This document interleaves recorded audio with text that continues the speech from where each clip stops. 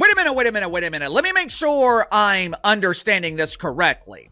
The mainstream media, the proud defenders of the unprofitable business of women's basketball, the mainstream media who has spent years trying to convince us that women's basketball is must-see TV instead of what it actually is, which is get off my TV. You mean to tell me the media is publicly admitting that Unrivaled is struggling? The media is insinuating that Unrivaled is on the brink of extinction? You clicked because you saw this. 65% lost. And if Unrivaled really shed that much of its audience in 1 year, it changes everything about the WNBA contract fight. Because when the audience disappears, the leverage disappears with it. I've been telling you guys there is no interest in pretend basketball. I have been telling you guys for years, as the mainstream media has intentionally lied to us. These elite athletes are amazing! This is the best basketball in the world! Woohoo! Yes, yes, yes! So let me show you the numbers people are reacting to. Why players suddenly sound a lot more open to the old deal, and what happens next if this keeps sliding. It's only a matter of time, dog. It was only a matter of time before the big dogs start speaking. Now, I told y'all last year that Unrivaled was on a needle and a thread contract because that means that they kind of on borrowed time. If this thing don't work, guess what they're going to do? They're going to ball it up and can it. And that's exactly possibly what's about to go down with Unrivaled, bruh. Now let's talk numbers, because numbers cut through the noise. The reported figure making the rounds is that Unrivaled Season 2 opened around 107,000 viewers on national TV. Last year's opener was reported around 313,000. He averaged 221,000 viewers, and then across the regular season, peaking at 377,000 viewers. The one-on-one tournament, the opening night last season averaged 312 viewers, 312,000 viewers. Guys, that was simply because it was a new thing and everybody wanted to watch the new thing, just like I looked at it last year. Now, the WNBA's 29th season averaged nearly 1 million viewers per game, which that is going to drop too. That is going to drop, bro. You don't need to be a ratings expert to feel the punch. That's not a dip. That's the kind of drop that makes networks, sponsors, and investors start asking hard questions. We have been talking about this here on the channel for years. The so-called growth in women's basketball is an illusion. For starters, it's easy to show growth when you're growing from nothing to almost nothing. And before anyone says ratings vary, yes, they do. Time slots matter, competition matters, lead-ins matter. But here's the point. If something is truly exploding, it should be harder to knock it down. Instead, 1 season later, it looks fragile. So I want you thinking about this as we go. If your biggest bargaining chip is attention, what happens when attention drops? Because Unrivaled wasn't just created as a fun side project. On paper, it was supposed to be leverage. It was supposed to be the safety net for players in contract talks. The pitch was simple. We're not trapped. We have an alternative. We can earn money elsewhere. We can keep our profile elsewhere. Therefore, when we walk into negotiations, we're doing it with options. This isn't the woke media that I know to be completely useless. This isn't the media that has a long history of polishing the turd. This is unprecedented. The media is actually telling us the truth. Last year, they were trying to convince us that Unrivaled was taking over the world. Have you seen these ratings? I haven't seen ratings this high since Beavis claimed he gets nothing but head. Whoopee! But here's the brutal truth about leverage that nobody can escape. A threat only works if the other side believes you can actually use it. If the league believes you can walk away and still get paid and still stay relevant, they negotiate differently. They compromise faster. They take your demands seriously. But if the alternative product looks shaky, the threat stops being scary. It starts being a bluff the room can smell. And that's why the audience number matters beyond a single broadcast. Because it's not just people watched less. It's the safety net might not be a safety net. Now connect that straight to the WNBA contract showdown. For months, the loudest message from players was confidence. Stand firm, hold the line. If we have to, we strike. And whether you agree with that or not, the strategy is clear. Pressure the league by proving you're willing to shut the machine down. But then something changes. You start hearing a very different tone. The possibility of playing under the old agreement while negotiations drag. The same deal that was being called unacceptable. The same structure that was being used as proof the system is broken. If you're watching and thinking, wait, how do you go from we're holding the line to we'll play under the old deal so fast? You're asking the right question. Because playing under the old deal isn't a flex. It's a holding pattern. In plain English, it means the current pay structure stays in place for now, and everyone keeps working while both sides keep arguing behind the scenes. And yes, it keeps checks coming, but it also keeps the uncertainty alive. It creates a season where everyone knows the tension is still there. Either side can escalate. Either side can hardball. Fans get whiplash. Sponsors get cautious. So why would players even consider it? Because as cold as it sounds, bills do not pause for negotiations. Careers are short. Off seasons are short. And if your alternative league is not proving it can reliably replace the main paycheck, your negotiating posture changes. It has to. Now here's the part that sounds like boring accounting, but it's actually the entire war: revenue share. You've probably heard a version of this argument. Players want a bigger piece of the pie. The league points to costs and says the pie is smaller than it looks. And the sticking point a lot of people focus on is whether the split is calculated on gross revenue or net revenue. Gross is the total before expenses. Net is what's left after expenses.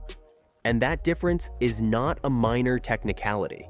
It decides whether the league can say, we're paying you out of profits, or whether the league is obligated to pay you even when costs spike and profits disappear. Therefore, when fans hear numbers being floated like a big share of net versus a big share of gross, that is not a small disagreement. That's the whole fight. Now layer the ratings drop on top of that. Because the moment you say, we deserve more, the next question becomes, how are you going to generate it? And when a major partner looks at a season opener pulling around 100,000 viewers, it becomes harder to argue that the market has already expanded enough to support massive jumps. This is why people keep bringing up Paige Bueckers in this conversation. Not because Paige is a bad player. That's not the point. The point is the way she's being positioned. She's marketed like the next automatic audience magnet, the next era, the next guarantee. And if you're telling fans this is the future, but the future launches and the audience doesn't follow, that tells you the hype is not converting yet. And you can feel that tension in the money talk.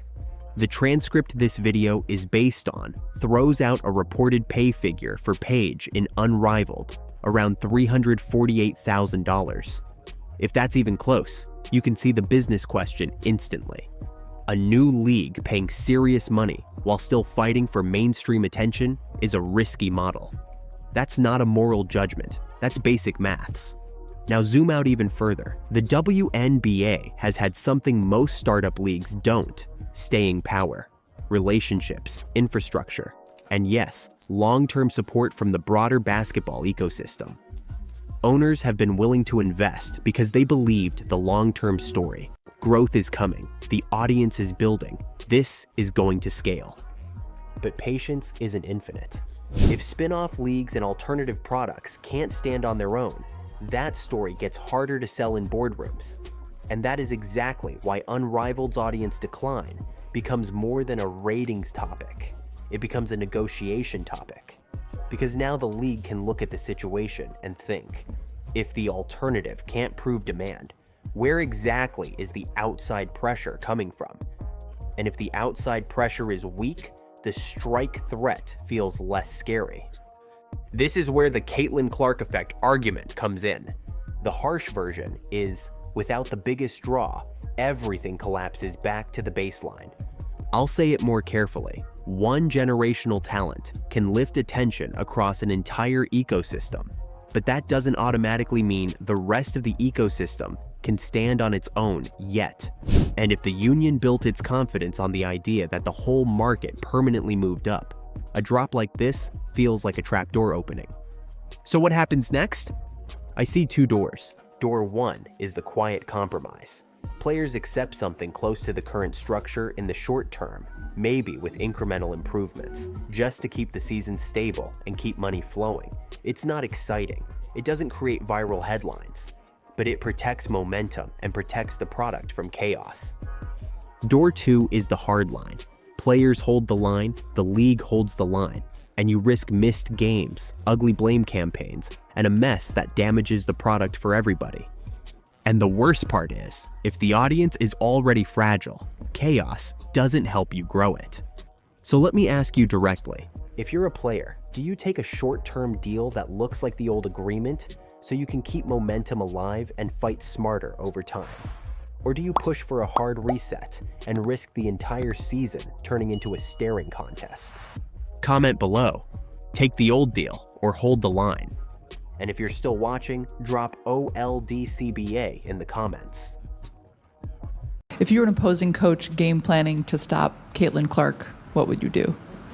Pray. Clark. Wow! You bet! From beyond the logo! And a little point afterwards.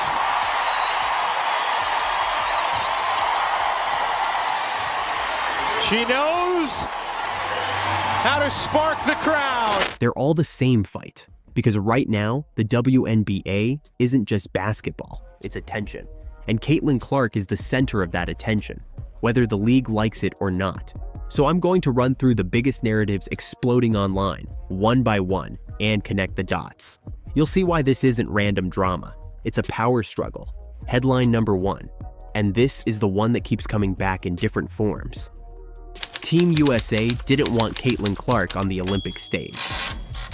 Now, people online exaggerate this as banned or blacklisted, but the emotional point is the same. Fans look at Caitlin and think, that's the face of women's basketball. So when she's not on the biggest roster, the public doesn't treat it like a normal basketball decision. They treat it like politics. And the problem with that is simple. Once fans decide it's politics, every coach, every executive, and every person involved becomes a target. Therefore, the internet doesn't ask, was it the right roster? They ask, who blocked her? And once that question starts trending, everything gets messy. You get sources, you get inside reports, you get tense meetings. You even get people claiming decision makers are losing their jobs over it. Some of that is real pressure, but some of it is just the internet trying to build a villain. But either way, it turns Team USA into a symbol, not a basketball team. A symbol of who the sport wants to protect. And if you're Caitlin Clark, that means every big decision becomes a referendum on you. Headline number two, Angel Reese got overlooked again, and fans are furious. That's the pattern, even when the exact details change. Because Angel lives under a microscope too. But it's a different microscope than Caitlin's. Caitlin gets judged like a savior. Angel gets judged like a provocation. So when Angel doesn't get a nod, whether it's a roster conversation, a media push, or a major honor, it becomes instant outrage. And here's why. People don't just debate Angel Reese as a player. They debate what she represents. Therefore, every headline turns into a moral argument, not a basketball argument. One side says she's disrespected. The other side says she's overrated. And the league gets caught in the middle because the league wants attention. But the attention it's getting is pure conflict. And the craziest part is this. The internet doesn't even need a real incident to keep the feud alive. It just needs a new angle. Because Caitlyn versus Angel is the easiest story engine in women's sports. Different characters, same machine. But the machine doesn't care who wins. It just needs you to pick a side. Headline number 3. Paige Bueckers is getting pushed as the next Caitlyn. And it's backfiring. This is a huge reason the discourse has gotten so toxic. Paige is a star, a real one. She's skilled. She's marketable. She has the story. But the moment people start forcing her into a Caitlyn comparison, the internet turns it into a fight. Instead of letting Paige be Paige, they turn it into, is she better? Is she more polished? Is she the real deal or hype? But that's not fair to Paige, and it's not even about Paige. It's about the audience craving another face of the league. And Caitlyn broke the system. She didn't just bring fans. She brought new fans who don't care about tradition. They care about impact. They care about moments. They care about highlights that feel like NBA energy. Therefore, anyone mentioned near Caitlyn gets pulled into a ranking war. And that's how you end up with ridiculous labels like fraud or hoax floating around. Not because there's some secret scandal, but because comparison content is fast, easy, and viral. But it damages the sport long term because it teaches casual viewers one thing. Women's basketball only matters if it's a feud. Headline number 4. Nike just made it clear who they're betting on. This is the quiet part that changes everything. Because brands don't spend millions for fun. Brands pick winners. And Nike doesn't sell shoes. Nike sells legacy. So when Caitlyn gets a major campaign, the message isn't subtle. The message is, this is the athlete we're building around. And the hidden meaning people talk about in ads usually isn't a secret symbol. It's how they frame her. They don't frame her like a rookie. They frame her like a movement. They don't show her fitting in. They show the game adjusting to her. Therefore, every time a brand pushes Caitlyn harder, it creates a tension inside the league. Because now it's not just WNBA fans watching. It's casual sports fans. It's NBA fans. It's young athletes who never watched a WNBA game before. And once those people enter the room, the old gatekeeping starts to crack. But the league has to decide what it wants. Does it want growth or does it want control? Headline number 5. The Fever locker room looks different now, and you can feel it. This is where names like Sophie Cunningham and Lexi Hull start trending next to Caitlyn. Not because they're chasing attention, but because the audience is craving one thing: protection. Fans don't just want Caitlyn to hit threes. They want her to stop getting hit. They want to see the Fever push back. They want to feel like the team is done being polite. And that's why insider clips go viral. A hard foul, a teammate stepping in, a post-game comment that sounds just angry enough. A moment where the camera catches a stare. That's all it takes. Because to the public, that reads like, oh, something is happening behind the scenes. Therefore, the story becomes bigger than basketball. It becomes, is the league targeting her? Are refs letting it happen? Are her teammates fed up?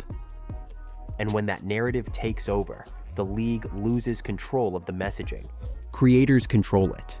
And creators will always push it further than the truth, because the truth is slower. Drama is faster. Headline number 6. Off-season leagues are becoming leverage, and it's freaking people out. This is what all the talk about unrivaled and side leagues really means.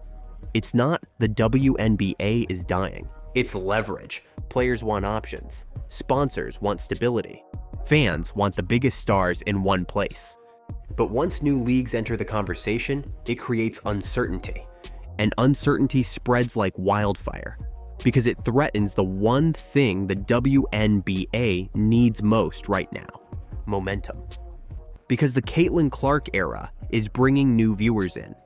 But if those viewers feel like everything is chaotic, politics, jealousy, messy narratives, constant feuds, they won't stay. They'll leave. And they'll take the boom with them. Now step back and connect all 6 stories. Team USA drama shows who gets protected. Angel Reese drama shows how identity gets weaponized. Page comparisons show the internet's obsession with the next Caitlyn. Nike campaigns show the money has already picked a side. Fever tension shows the league is getting more physical and emotional, and side league chatter shows the power structure is shifting. Therefore, here's the real question. Is the WNBA going to treat Caitlin Clark like a foundation or like a resource to strip mine? Because a lot of people love saying, Caitlin will save the league, but at the same time, they act like they want to humble her. They want her to earn it. They want to punish the hype. They want to control the narrative. But you can't do both. You can't ask her to carry the league and also let the league chew her up. And the scary part is this. It only takes one more moment, one more roster controversy, one more clip that looks like targeting, one more brand move that feels like a power play for everything to tilt. Therefore, watch what happens next, because the next big story won't be about a highlight. It'll be about whether the league finally admits what this era really is, a basketball boom or a civil war. I saw the news that the WNBA players had authorized a strike when necessary. So just to get you guys up to speed there, 93% of the players participated in the vote. So 93% of players in the WNBA. And how many is that? Could we do the math? I believe that there's 166 WNBA players times 0.93. Is that right? So 154 players voted and 3 players, so only 3 players voted no to the authorization of a strike, which means the rest of the players said, if things start getting crazy, go ahead, you guys. You guys can call a strike and we'll just see where things go. That's not a random poll. That's the WNBA Players Association vote to authorize a strike. They call me Logo Reese. Dang it. It's okay, I still go hard in the paint. Wide open lay. Rebound. Y'all gonna pay us like y'all owe us. Y'all owe me 50 million. Oh shit. 40. Uh-oh, rebound. I take 10 million. Thanks. I want that Kyrie money because I got Kyrie handles. The fuck? She hollow. I heard y'all talking about going on strike if y'all don't get more money. I mean, yeah, if they don't pay us, we sitting. What was the WNBA profit last year? 0? Exactly. Come on, girl. He ain't worth it. But that has nothing to do with it. How dare you? Hey, chill. Hey, Kate. Hey. It's just rude. Y'all only play 40 games. Grow up. Come here. Come here. Come here. Unbelievable. Unacceptable. I'm gonna call the league on you. What's up, Karen? I mean, Caitlin? You do know that if we were to sit out, you won't be reffing any games, so you'll be basically unemployed. I don't give a fuck. You feel good about yourself? Hey, I tell you what, you're the only one that could demand higher pay. But we want equal pay. But do I got equal profit? I'm gonna get you fired. Meaning the players just gave themselves permission to shut the league down if negotiations collapse.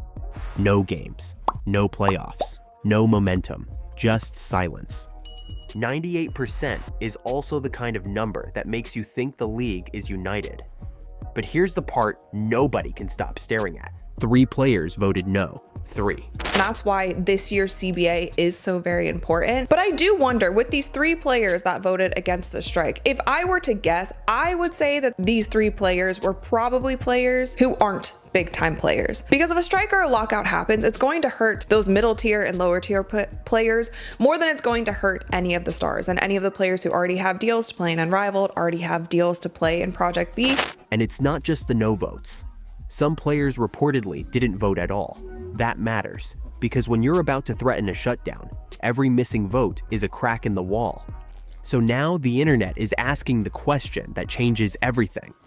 Was Caitlin Clark one of them? I can't confirm who voted what. The vote is private.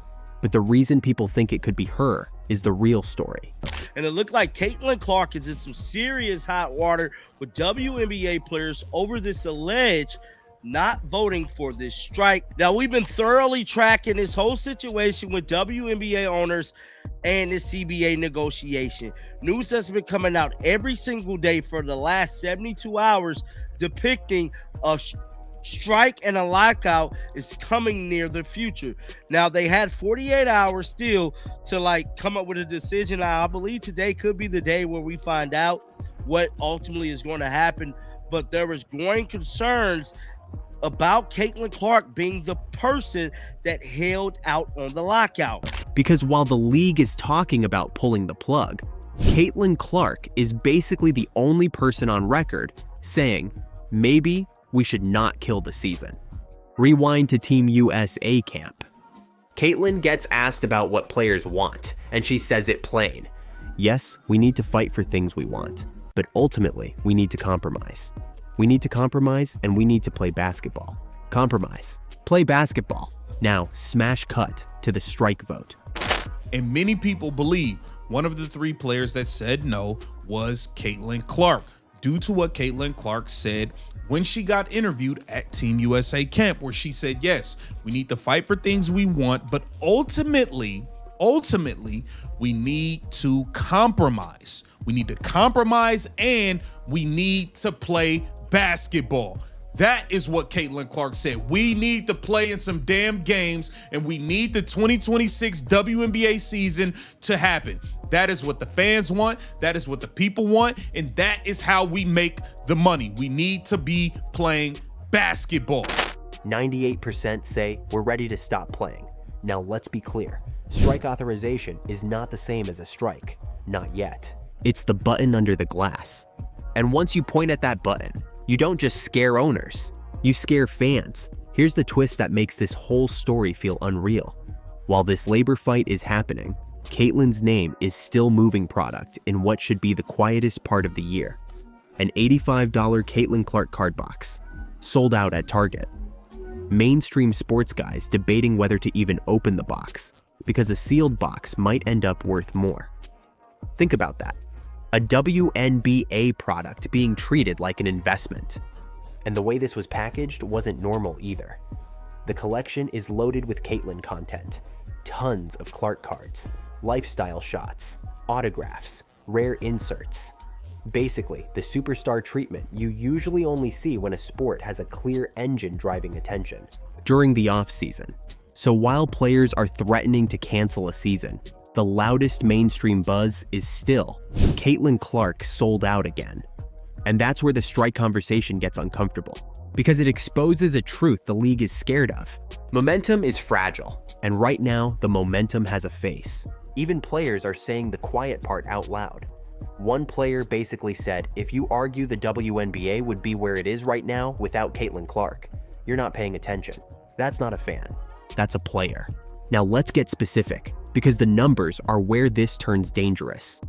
According to the reporting around these talks, the league has floated major changes. Big salary jumps, max salaries potentially going from around $250,000 to over $1.3 million. Average salaries potentially from around $120,000 to over $500,000. Minimum salaries potentially from around $66,000 to over $250,000 in year 1. That is a massive move. But the union wants more. A bigger cut of revenue, bigger shares, stronger guarantees. And now it turns into a street fight. Because the owner's side reportedly said the union's public characterization of the proposal is dishonest. Owners calling players dishonest. Players threatening a strike. While the league is finally trending. That's not business as usual. That's a pressure cooker. And when a league is in a pressure cooker, you get 2 kinds of people. You get people who want to blow the lid off. And you get people who quietly think if we blow the lid off right now, we might never get it back on. That second type is why everyone keeps circling Caitlin Clark. Not because anyone has proof she voted no, but because her public message is the opposite of a shutdown. Her message is compromise. Her message is play. And she understands leverage differently. Leverage isn't just votes. Leverage is attention. Leverage is who drives viewership. Leverage is who sells out products in December. Leverage is who keeps casual fans coming back. Because casual fans don't stick around during labor wars. They leave. And many never come back. That's not theory. That's history. Strikes in other leagues didn't just pause seasons. They broke habits. And the WNBA cannot afford to break the habit right now. It just got the habit. So here's the question no one wants to ask out loud. Does the union actually have more leverage than the owners? Because owners can wait. Many are billionaires. Many also own NBA teams. Many have funded this league through the years. Players can't wait the same way. This is their window. This is the first time the league has felt like it's about to go mainstream. Therefore, the strike threat is nuclear. But nuclear only works if the other side is terrified to lose what you're threatening. And the one thing the league cannot afford to lose is momentum. Now back to the 3 no votes. Even if Caitlyn wasn't one of them, the reason people believe she could be is simple. She already said the thing everyone else refuses to say. Compromise. Play basketball. Keep the machine running. Because if the machine stops, the next TV deal doesn't get stronger. Sponsors don't increase spend. New fans don't deepen their loyalty. And the union could win a negotiation while losing the audience. The next big date being talked about is January 9th. Less than 3 weeks can decide the next 3 years. That date isn't just a calendar item, it's a test. A test of whether the WNBA values its future more than its pride. So here's what I'm watching. If the strike headline stays alive, fans hear uncertainty. If the owners keep calling the union dishonest, fans hear war. And if Caitlyn stays silent, people keep projecting their own story onto her. Which means the tension is not going down, it's going up. One side is going to blink, and when they do, we'll find out who actually understood what was at stake.